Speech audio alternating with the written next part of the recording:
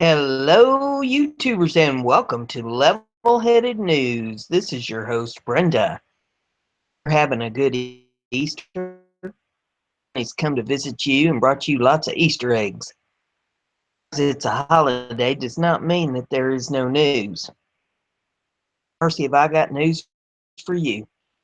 13 articles in this episode alone, and I've got 2 more episodes to follow this morning. But keep you entertained all day here with the news. First one we have here is of a business. The number of ISIS fighters killed by the Moab is staggering. 100 dead bodies had been pulled from Islamic State caves targeted Thursday by the largest non-nuclear bomb in the U.S. military arsenal, Afghan military officials journal. Afghan officials say that the death says U.S. and Afghan security forces assessment and clear the formerly held ISIS territory. Dropped the mother of all bombs on ISIS's headquarters in Afghanistan after to expel the militants failed. No casualties have been reported yet by the UN military. First time that we encountered an extensive obstacle to our progress, top U.S. general in Afghanistan told reporters on Friday. He continued, time to use it tactically against the right target on the battlefield. Used by the U.S. is designed to explode 6 feet and collapse any underlying tunnels or caves. So far, Afghan officials say 22 bodies were found in one cave, 60 in another, and 10 bodies in a third. Felt like a boat in a storm, one villager who lived near the blast told The Guardian. He continued, for a while. My windows and doors are broken and the walls. Achen's mayor, Naweed, said, my relatives thought the end of the world had come. The bomb was really huge. When it dropped everywhere, it was shaking. Rutgers, he characterized the strike as a positive move of ISIS fighters. One man who lived 2 miles from the blast area told CNN, my children and my wife were crying right in front of our house. I have off BizPack Review. Says Afghans thought the end of the whoops, that was the same thing I just read, didn't it? I have that in here twice. I mean, look at this.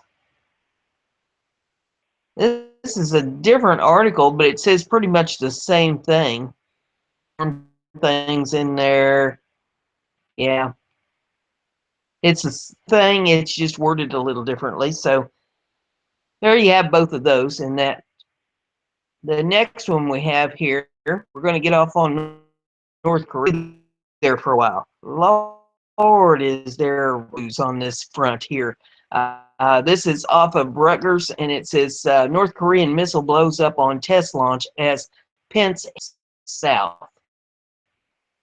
And get this to scroll up a little bit. Hamster. This ain't no time to be giving out. Easter Bunny's still in town. A North Korean missile blew up almost immediately on its test launch on Sunday, the U.S. Pacific Command said, hours before U.S. Vice President was due in South Korea for talks on the North's increasing defiant arms program. Launch from North Korea, ignoring admonitions from the major ally China, came a day after North Korea had held a military parade in its capital, marking the birth of state founder, in which appeared to be ballistic missiles. The combined show of force threatened the whole world. Pence is due at the start of the 10-day trip to Asia, and what his aides say was a sign of U.S. commitment to its allies in the face of the rising tension. The U.S. nuclear-powered Vincent aircraft carrier strike group is also heading to the region. The attack on Syrian airfield this month with Tomahawk missiles raised question about U.S. President Donald Trump's plans for Korea, which has conducted and nuclear tests in defiance of the UN sanctions regularly destroy the South and the United States. South Korea, which hosts 1,500 U.S. troops to help counter the threats, warned of punitive if the launch held further provocations, such as nuclear test or long-range missile launch. North Korea is showing military parade and daring missile today as a show of force that threatens the whole world. South Korea's foreign ministry said in a statement, a National Security Council responds strongly to any further provocation. Warned of a nuclear strike against the United States if provoked a missile that can strike the mainland United States, but officials in some time away from mastering necessary technology. The North attempted to launch unidentified missile from near Sinpo region this morning, but suspected to have failed. The South Korean office of the Joint said in a statement. The U.S. Pacific the missile blew up almost immediately, adding the type of missile was being analyzed. High degree of confidence that it was not intercontinental ballistic missile, a U.S. official said on condition of anonymity. A second U.S. official said the launch was land-based. This coincided with Pence's trip. The military parade would suggest deliberate defiance. Been briefed launch and had been in touch with Trump's White House, had been in touch with aides, said. Sunhap news agency identified South Korean intelligence sources said appeared to have not flown far from launch site. The North missile from the same region earlier this month, ahead of a summit of the United States and China to discuss the North's arms program. That 60 kilometers or 40 miles, but U.S. officials be liquid fueled extended range Scud missile, a fraction of its range before. China has spoken out against North Korea's missile and nuclear tests and has supported UN sanctions. China on Friday again to defuse the crisis. Their Sunday launch took place is the site of North Korean submarine base. Tested the submarine launch. It is developing. It appears today the launch was already scheduled for relaunching after earlier testing. Kim Dong-yub at Gyeongnam University Institute of Far Eastern Studies in Seoul. Possibly be a test of a missile or an upgrade, Kim said. Tension had escalated sharply in the region amid concerns that the North may conduct 6 for a ballistic missile test launch around April the 15th, birthing the anniversary of founding father Kim Jong. It calls the Day of the Sun. The White House has said Trump has put the North on notice. Korea and the rich democratic South are technically still at war because their 1953 conflict truce, not a peace treaty. By Roberta Rampton, Juming Park in Seoul, and Phil Stewart in Washington. Was by Jack Kim and Nick. So there you have that article. Next one, review.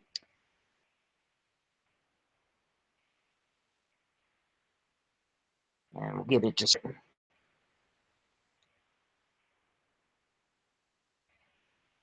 It says North Korea threatens to razz military bases in South Korea. Conventional wisdom, North Korean leader Kim Jong-un insists on poking a hornet's nest. Then again, how else can the plump little dictator command attention on the world stage? Amid rising tensions, the United States has sent an aircraft carrier to waters off North Korea and has engaged in the biggest ever joint military exercise with its South Korea allies, prompting North Korea to warn it will take the toughest countermeasures to include States bases in South Korea, North Korean news reported. And get it to scroll on up. This is more from NK News, an American subscribe-based website that provides news and analysis about North Korea, says threatening to attack the United States forces USFK bases in South Korea. The North also warned the countermeasures would extend to U.S. allies. We don't hide of evil, such as U.S. Army bases, including those at Gunsan and Pyeongtaek, I'm guessing is how it's pronounced, as well as the Blue House in South Korea, can be raised within a few moments, according to statement carried by KPA General Staff. Is consistent with comments made by North Korea's Democratic People's Republic of Korea, who blamed President Donald Trump for escalating tensions, CNBC reported. To the Associated Press, Vice Minister Han Song-ryol said the U.S. was becoming more vicious and more aggressive under Trump and warned the president against provoking North Korea. We will go to war if they choose, the diplomat said. Minister went so far as to put a preemptive nuclear strike on the table. If the U.S. comes with reckless military maneuvers, then we will confront it with the DPRK's preemptive strike, Ryol said. We've got a powerful nuclear deterrent already in our hands, and we will not keep our arms crossed in the face of a U.S. preemptive strike. The article that I have for you is off of Western Journalism. Terry Mattis says North Korea must change its course with nuclear weapon capabilities. Ships patrol the Sea of Japan. Defense Secretary James Mattis said there is only one way for tensions to ease along the Korean peninsula. The bottom line is North Korea has got to change its behavior, Mattis said on Thursday. Washington is working with international partners in order situation, he said, adding that North Korean action to change its bellicose policies is an agreed position among the international community, working together on this. Mattis' statements came as North Korea appears to be coming closer to testing a nuclear device. Trump put out a tweet that says, I have great confidence that China will properly deal with North Korea. If they are unable to do so, the U.S. with its allies will. Even as President Donald Trump kept up the pressure on North Korea, North Korea also maintained its antagonistic rhetoric, and there is in this if you want to pull it up to watch that. The article goes on and says North Korea told CNN the current grim situation justified itself in preemptive strike capabilities with nuclear force at the core. We will make accountable for the catastrophic consequences that may be brought about by its high-handed and outrageous acts. North Korea has claimed that ongoing military exercises undertaken by South Korea and the United States are a pretext or invasion. Although Mattis has downplayed the significance of the decision to send the USS Carl Vinson off of Korea, the aircraft carrier leads a powerful potential strike and to its 60 planes. The carrier is escorted by guided missile destroyers USS Wayne E. Myers and USS Michael Murphy, and the guided missile cruiser US weaponry gives the U.S. range of options if it wants to send military message to Kim Jong-un. A U.S. strike using aircraft from the Gibson could range from a small-scale strike against a single target, like a missile on a launch pad, or support equipment that makes missile launch possible to military targets if the U.S. meant to send a message that an ICBM atomic device test was not going to be tolerated, said Dakota Wood, an analyst at the Washington, D.C.-based Heritage Foundation. If the U.S. wanted to hit North Korea underground nuclear test site, different needed, I believe, be delivered by a bomber, which would fly from Andersen Air Base on Guam. One analyst said North Korea is not likely to change its ways because the U.S. demanded do so. There is this move by North Korea to build missiles and put weapons on top of missiles. Michael Hayden, CIA and National Security Agency.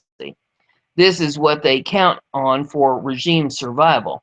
The best we can do is box it where they're now, he said.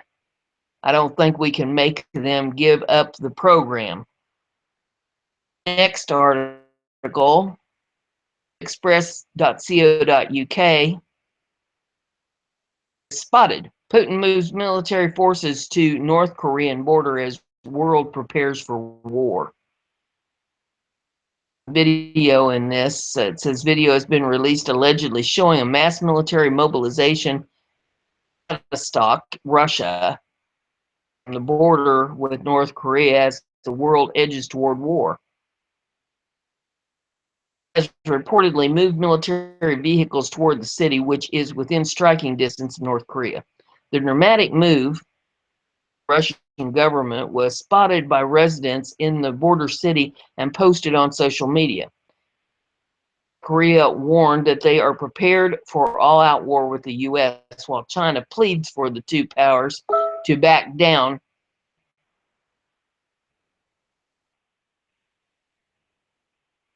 Trump tweet in this that I read in the other article. It says, article goes on and says, urgence of Vladivostok footage, Korea could become the trigger involving the U.S., China, and Russia. Both China and Russia consider North Korea as a necessary buffer state to keep stable for their own national security. Military convoy of 8 surface-to-air missiles, part air defense, were on the move. The S-400 anti-aircraft missiles were moved to Vladivostok, where Vladimir Putin already has a major. And there's some pictures in this. It says, North warned the U.S. not to take provocative action after holding a military parade that showed off new intercontinental and submarine-launched ballistic missiles. Officials from the despotic regime have said it will hit back with nuclear attacks if necessary. There is mounting speculation that current leader Kim Jong-un new nuclear test. The U.S. aircraft carrier group continues to move towards the region. Trump, President Donald Trump has already pledged to remove the threat peninsula. China has pleaded for the U.S. and North Korea to back down from the. On Friday, China's Foreign Minister Wang Yi, conflict could break out at any moment. On all parties to refrain from provoking and threatening each other, and not to lead or let the situation get an unmanageable stage. Air China, owned by the Chinese government, decided to end its service between Beijing and Pyongyang, years of an escalation.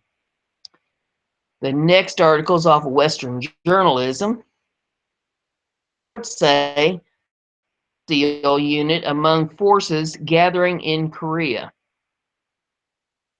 North Korea ratchet higher. New reports have surfaced that American AIM-6 has arrived on the Korean peninsula for training drills, although Navy officials downplayed reports in March that the elite unit, which was responsible for the takedown of Osama bin Laden, was participating in South Korean training exercises. Media reports continue to mention participating in drills designed to simulate an attack on the top leader of North Korea, including dictator Kim Jong-un.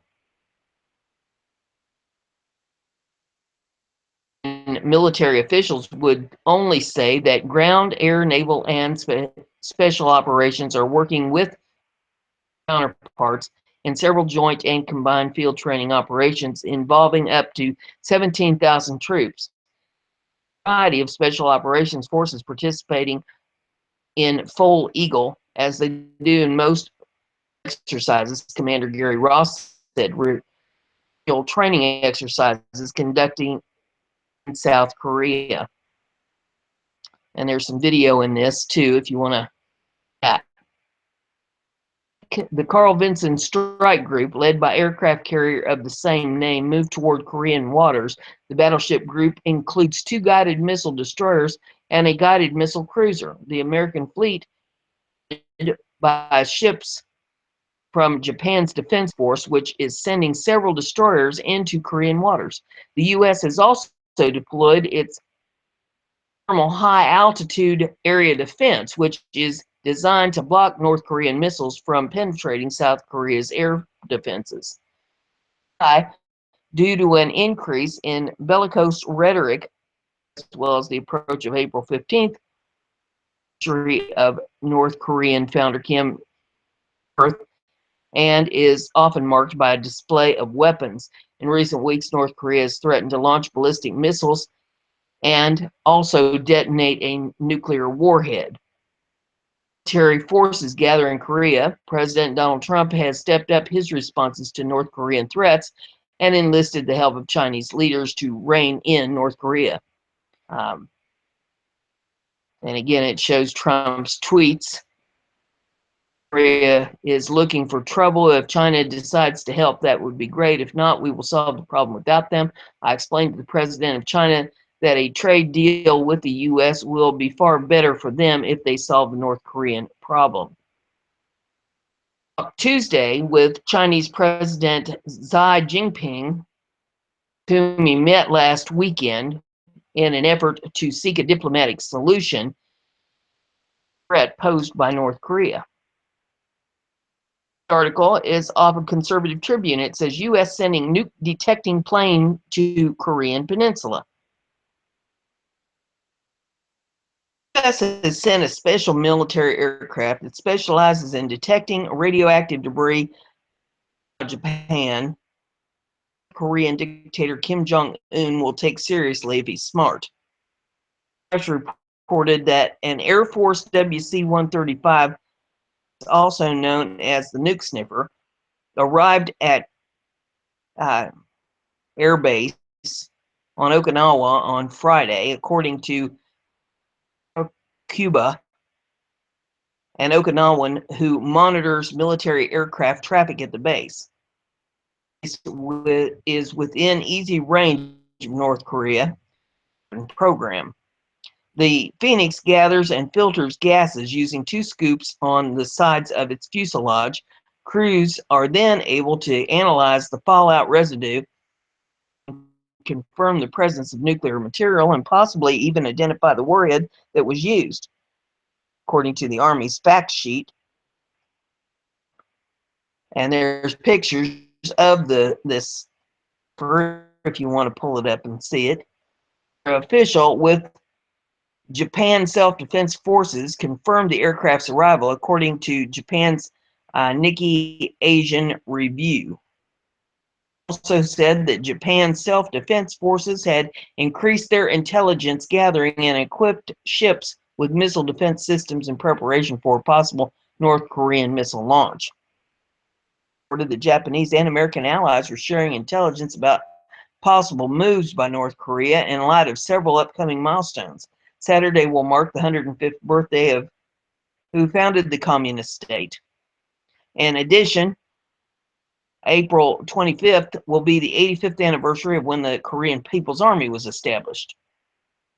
Last week's missile strikes against Syria, North Korea warned of catastrophic consequences if the U.S. attempted preemptive strike, according to Stars and Stripes. North Korea 30 missiles and conducted 2 nuclear tests here. Kim Jong-un has sent threatening messages to the U.S., showing no signs of slowing down his provocative actions. Has indicated that military action is not off the table when it comes to Korea and has called on China to handle its ally, or the United States will. These nuke sniffers arriving in Japan, the U.S. is taking the necessary steps to stop Kim in his tracks should he decide to act up. Is off of the maganews.com, and it says components found in North Korean rockets sanctions. China seems to be having second thoughts about indulging in the deranged Kim regime in North Korea for so long, but it's easy for Beijing to downplay the amount of assistance it has given Pyongyang's nuclear missile program over the years. On the one hand, China's ban on North Korean coal seems like a serious blow to the North Korean economy, and China appears to be serious about maintaining the ban. It is unclear whether China would be willing to use other high-powered economic weapons in its arsenal and ban exports of Chinese oil to North Korea, effectively devastating their economy and possibly triggering one of China's worst fears, Korean refugees. On Friday, mixed with its threats to unleash nuclear thunderbolts against the United States, North Korea sneered through tanks that somebody was cooperating with the U.S. in a naive and foolish attempt to collapse the North Korean system. The very same type of satellite launch vehicle China helped North Korea build is just about good enough to put an EMP weapon over the United States or Europe. Catastrophic results. The next article I have is off of Western Journalism, and it says Chinese president calls for peaceful resolution to rising tensions over North Korea. The catastrophic consequences. It says President Donald Trump stated on Wednesday morning that he had a very good phone call with Chinese President Xi Jinping, who reportedly committed denuclearizing the Korean Peninsula. The president tweeted about the call initiated with Xi. It says last night with President of China concerning the menace of North Korea. Just days after the two leaders met in Florida for the first time, and as the United States deploys the USS Carl Vinson aircraft carrier group off the Korean Peninsula. Pyongyang said Monday it would hold the U.S. wholly accountable for the catastrophic consequences if further military actions results follow arrival of the Carl Vinson. States and South Korea are participating in the largest ever joint military exercises. North Korea dictator Kim Jong-un regime prepares to conduct more long-range missile tests. And there's some video in this if you want to. And it goes on here. It says President Trump issued a pair of tweets on Tuesday calling on China to help to rein in North Korea. That says, I explained to the president of China that a trade deal with the U.S. will be far better for them if they solve the North Korean problem. North Korea is looking for trouble. If China decides to help, that would be great. If not, without them. Xi told Trump during the call that China wants peaceful resolution to the rising tensions between North Korea and the United States and its ally. China insists on realizing the denuclearization of the peninsula. China advocates to resolve means and is willing to maintain communication and coordination with the over the issue on the peninsula, Xi stated, according to Chinese state-run media outlet. Other U.S. officials have repeatedly called on China to leverage its status as North Korea's biggest economic partner and source of food and fuel aid to force Pyongyang to abandon its nuclear weapons program, Fox News reported. The Wall Street Journal revealed on activity appeared to be taking place at North Korean nuclear test site of the rogue regime preparing to detonate another nuclear weapon. April 15th marks the Day of the Sun celebration, commemorating the birth of the nation's founder Kim Il-sung, which would be likely time for the regime to conduct the test. The Stars and Stripes reported Wednesday that the United States has deployed the Air Force nuke-sniffing aircraft WC-135 Consummate Phoenix Nawa, which used to collect air samples of debris following suspected nuclear. And the next article headlines said, "Take the suicide option." North Koreans celebrate the Day of the Sun today, marked the birth of their cruel destinies or dynasty's founder, dictator Kim Il-sung. His grandson's nuclear ambitions have put the nation's fate on the knife edge and threatens peace throughout. The chubby young tyrant Kim Jong-un has enjoyed playing the unpredictable despot, inherited power in 2011. Now he is playing with fire. This is a leader who would willingly take his small, poverty-stricken country to the brink of war with the world's only superpower. He knows he can't win, but he also knows that a second Korean War will be a bloodbath because he has everything from primitive nuclear bombs, ballistic missiles, and nerve gas to 150,000 cannon uh, with which he can hit South Korea cities and U.S. bases there. To save his own rule, and after the ominous threats emanating from the North Korean capital in recent days, it would be an unimaginable humiliation for him to back down. Kim Jong-un is prepared for North Korea to take the suicide option with devastating consequences for the region. The game of dare is unfolding between the supreme leader and America's new president. Off of BizPack Review, it says, so what would happen if Kim Jong-un fired off a nuclear weapon? For years, the world had heard warnings, but most doubted the day would ever come. Most fall before Allied defenses, but one missile finds its mark, and it's the one that matters most. In a flash, hundreds of thousands, if not millions of people perish. Would North Korea fire off a nuclear weapon? No one knows for certain, but what we do know is that the above scenario is exactly what an aggressive and increasingly powerful North Korea has been threatening for decades. The regime may have previously lacked the necessary weaponry. The North now has the kind of capabilities to turn at least some of its threats into promises. The U.S. and its East Asian allies have strategic defense assets in position, but war is full of uncertainties. People think missile defenses are a magic wand. They aren't. Jeffrey Lewis, a renowned arms expert, told the Daily Caller News Foundation, here's what happens if the North pulls the trigger. The U.S. and its allies in the region are by no means unprepared for a North Korean nuclear attack. The U.S. and South Korea both have preemptive strike plans for a situation in which North Korean nuclear attack appears imminent.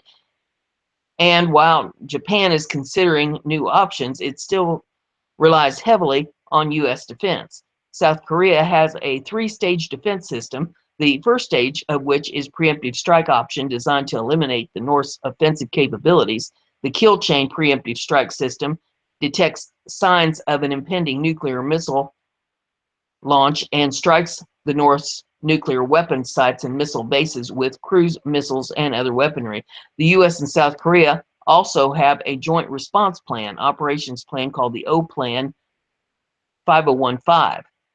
While the specifics for O-Plan 5015 are classified, the plan is believed to consolidate previously contingency plans, specifically O-Plan 5029, internal instability in North Korea, and O-Plan 5027, preparations for an all-out war, and a peacetime plan involving localized provocations from North Korea.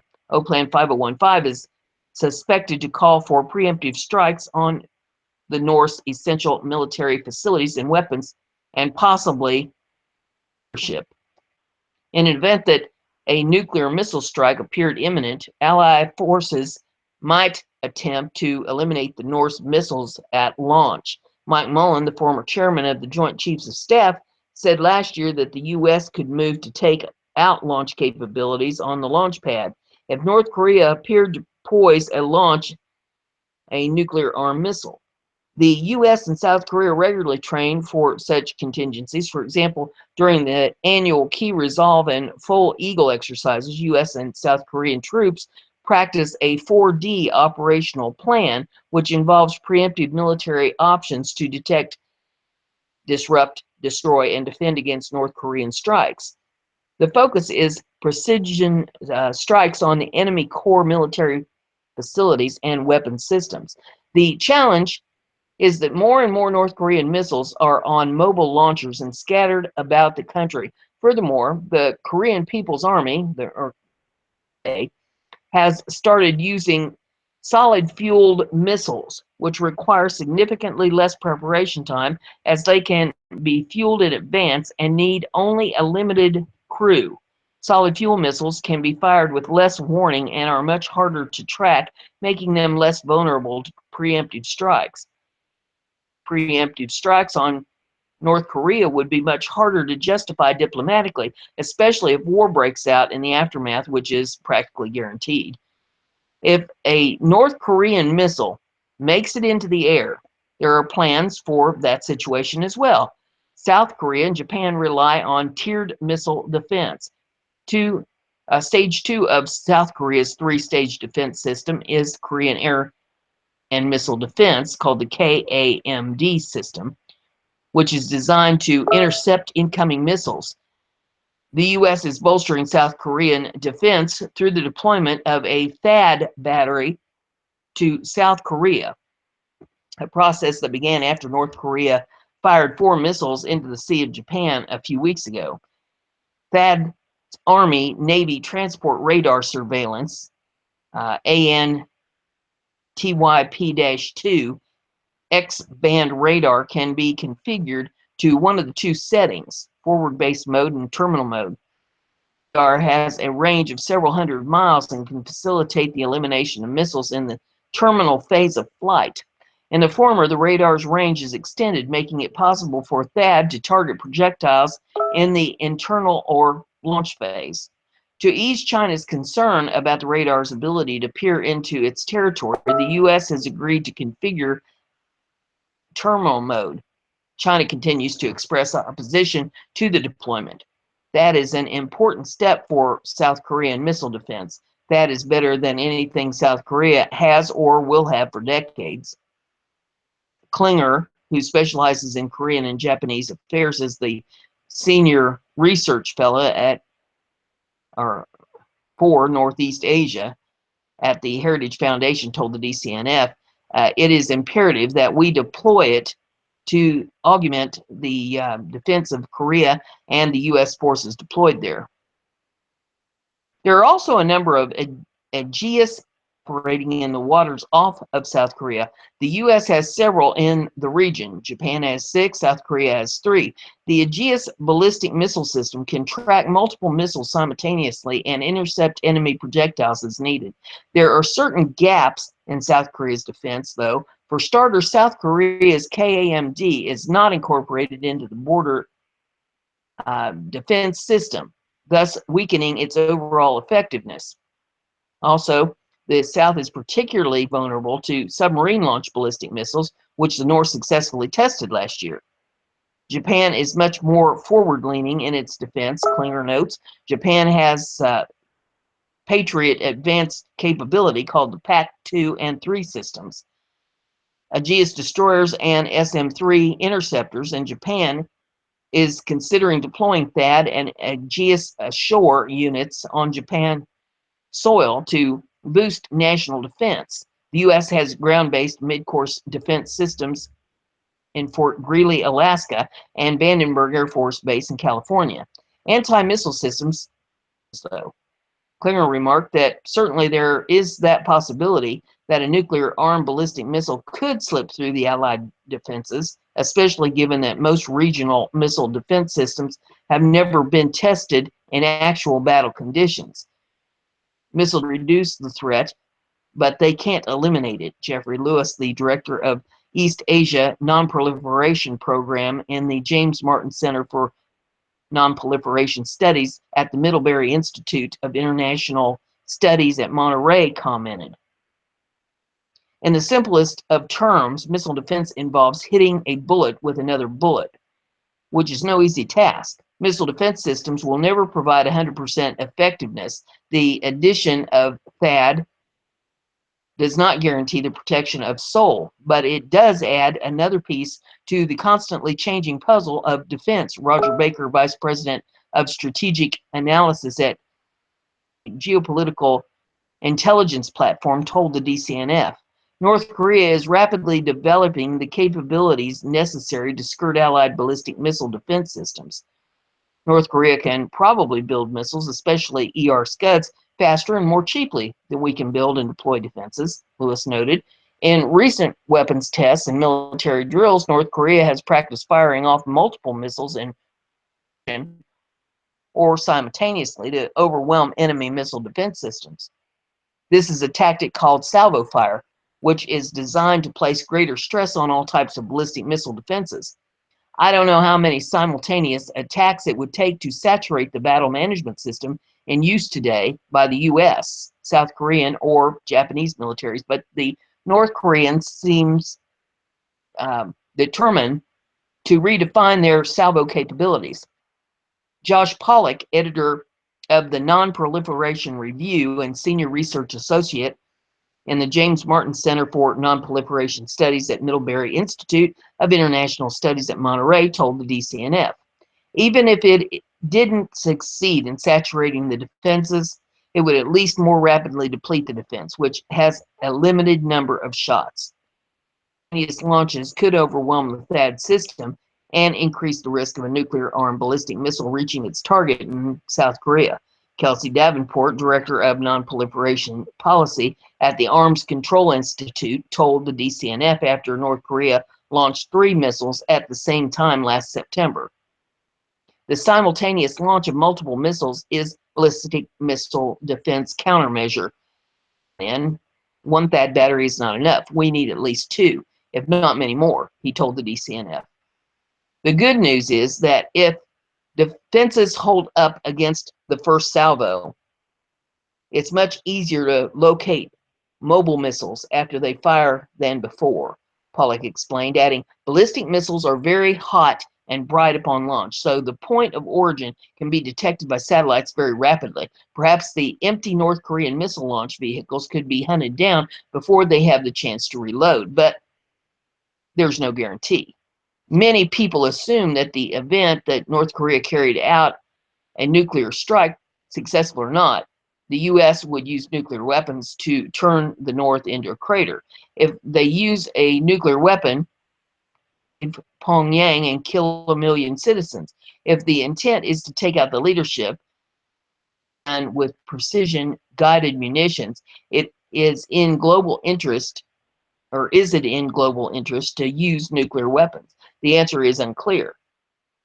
U.S. nuclear strategy is evolving away from an automatic, they use nukes, we use nukes, we take out every city they have response, Klinger told the DCNF, adding that if North Korea launches a nuclear strike, an automatic nuclear response if we can accomplish our objectives through other means. The decision to use nuclear weapons to retaliate against North Korea would be a political decision, one likely based on the resulting public outcry as well as the target and whether the attack was successful or not. The United States maintains numerous scenarios for potential military contingencies, and ones regarding North Korea are frequently reviewed, Baker told the DCNF. A limited North Korean action endanger a large U.S. military buildup and emergency action in the United Nations, but full military intervention would not likely be far behind. And once war breaks out, the situation quickly becomes much more complicated. The U.S. and its allies have the advantage, but any war on the peninsula would almost certainly be a high casualty conflict. While South Korea and Japan have their own armed forces, they would still be largely reliant on the U.S. for defense in the event of a serious crisis. South Korea does, however, have an independent strategy known as Korean Massive Punishment and Retaliation called the KMPR Plan, the third phase of the country's three-stage defense. The KMPR plan involves using special forces to cripple North Korean assets and eliminate the leadership. The South would also mobilize its missile and artillery forces. The KMPR plan focuses on the complete annihilation of certain essential pockets of Pyongyang. The North's capital city will be reduced to ashes and removed from the map, an unnamed defense official revealed to the Korea Times. Every Pyongyang district, particularly where the North Korean leadership is probably hidden, will be completely destroyed by ballistic missiles and high explosive shells. Developing defensive counterattack capabilities, but those discussions are still in the early phases. Relying on conventional weapons alone, North Korea is likely to survive a protracted military conflict, but this is where multiple weapons of mass destruction come into play. North Korea could possibly cause massive damage to Seoul and its surrounding area in a conflict. Dr. Bruce Bennett, a senior defense researcher corporation, previously told the DCNF, if North Korea restrains itself conventional weapons on assault on South Korea, it is unlikely to overwhelm South Korea's defenses. But if it used weapons of mass destruction and other asymmetric approaches, the North may be able to overcome South Korean defenses. There are always large uncertainties in any war. I'm confident of the outcome of that war, which would be the defeat of North Korea, former Secretary of Defense Ash Carter told ABC reporters.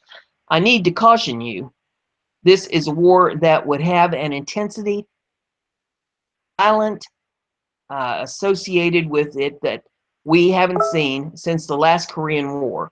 Seoul is right there on the border of the DMZ, so the outcome is certain. It is very destructive war. So who would North Korea bomb? It really threatens nuclear war against the U.S., which is perceived in Pyongyang as the greatest threat to the country's long-term survival. It is unlikely, however, that North Korea has developed long-range missile technology required to strike the continental U.S. Still, the North is working tirelessly to develop a reliable, nuclear-armed, intercontinental ballistic missile, and may be there in a matter of years. There is a real possibility that North Korea will be able to hit the U.S. with a nuclear-armed missile by the end of the first Trump term, KT McFarland, the Deputy White House National Security Advisor, previously remarked. We don't know where they are on the path, but we know what path they're on, Klinger told the DCNF. North Korea has launched satellites using Dodong-style rockets, which could potentially serve as the technological foundation for the ICBM. The country has developed improved rocket engines that are better than most experts previously suspected. Also, the North appeared to be working on two road-mobile ICBMs, the KN-08 and the KN-14. But while the North has made clear progress, they've not yet demonstrated re-entry vehicle capability, and they are still developing a suitable nuclear warhead.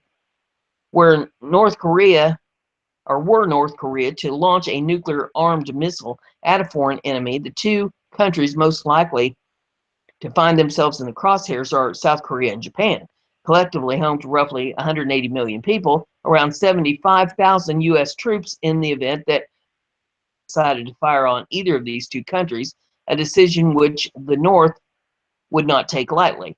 The Korean People's Army could strike military bases and strategic assets, densely populated civilian targets, or both. Disconcerting is the fact that North Korea says both, Lewis explained to the DCNF, they hope the shock will cause us to recoil, and if it does, they hope the damage slows us down. Pyongyang vowed that Tokyo would be consumed in nuclear flames. And early last year, the North threatened to turn Seoul into a sea of flames, which threats are extremely common. At the same time, North Korea has threatened and even trained to strike strategic assets, major ports, and critical military bases. Days after the U.S. and South Korea announced plans to deploy a terminal high altitude area defense called THAAD missile shield on South Korean soil, the North said it would turn Singongju, I guess is how that's pronounced, the deployment site, into a sea of fire and a pile of ashes.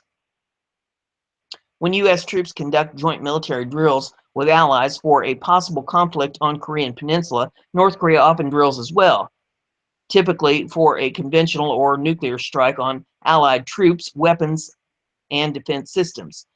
Full legal drills, annual joint military exercises between the U.S. and South Korea for a contingency on the peninsula. North Korea launched 2 short-range missiles into waters off its east coast. If we push the buttons to annihilate the enemies even right now, all bases of provocations will be reduced to a sea of flames and ashes, the North's state-run Korean Central News Agency reported at the time. Images of the maps from the launch and open sources indicate that the Korean People's Army was rehearsing an attack on the port of Busan, where the USS Ohio, a nuclear-powered submarine, had just arrived for a port call. North Korea fired 4 extended-range Scuds into the Sea of Japan during this year's drills. Reported that the artillerymen of the KPA were tasked to strike the bases of the U.S. imperialist aggressor forces in Japan. Open source analysis of the maps shown in the North Korean propaganda videos following the launch suggested that North Korea was simulating a nuclear attack on U.S. Marine Corps Air Station Awakine in Japan, where the only forward deployed squadron of Marine Corps F-35s is stationed. South Korea are practicing invading North Korea. North Korea is practicing nuking those forces, Lewis previously told the DCNF, noting a district change in North Korean missile launches. Weapons reliability, as well as possible reunification goals, could impact North Korea's choice of target. North Korean missiles, while improved, all that accurate. That's while Pyongyang may prefer to target U.S. military facilities in Japan with its limited nuclear arsenal, and may also choose to fire some missiles toward centers in an attempt to rapidly shift the political cost of conflict, Baker told the DCNF. Pyongyang is less likely to use its nuclear arsenal and strikes on South Korea, but may use chemical weapons to disrupt and slow any U.S. advance, he further commented. Why would North Korea launch a nuclear missile? North Korea believes that nuclear bombs are the only things that can guarantee the country's survival. North Korea asserts that it fears nothing and will obliterate the U.S. and its allies with its treasured nuclear sword. Yet the reality is that Pyongyang is deeply concerned that it may one day cease to exist, that it will be destroyed by the U.S. and its strategic partners. Perpetually uncertain, the North believe that the only viable long-term security option is the development of nuclear weaponry. Kim Jong-un's fears are major factors in whether or not North Korea decides to launch a nuclear strike against another country. I think Kim Jong-un will press the button if his rule and his dynasty are threatened. The Yong Ho, a former North Korean official who defected last year, explained. Putting this in a Korean perspective, they see themselves as facing the world's largest single military and nuclear power in a potential conflict. The pursuit of nuclear weapons, then, is intended as a deterrent to counter their weaker military position, Baker explained. North Korea's primary aspiration is to stop a buildup of U.S. forces around them and protect North Korea from the fate of Iraq, Polak told the DCNF. The aim is primarily nuclear deterrence. Were North Korea to use a nuclear weapon, it would most likely be in the event of a conflict. Conflict appeared imminent, or if some external factor posed an immediate threat to the country's survival. How each side perceives these conditions varies, making it difficult to determine which actions might push the Pyongyang over the edge.